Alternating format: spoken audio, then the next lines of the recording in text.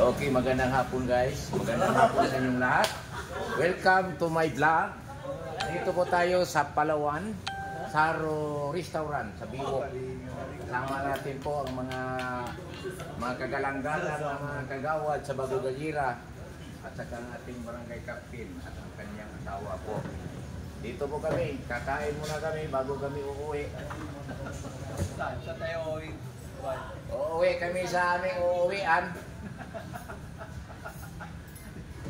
And dito po, Kagawad Pulo, Kagawad Bustamante, Kagawad Candones, Kagawad Maynopas, Kagawad Lao, and Kagawad Pinya, ang ating sekretary, si harap pa naman sekretary, Don Bagahon, ang treasurer, si Kisi. Harap ka naman, si Kisi, para makita yung kagandahan mo.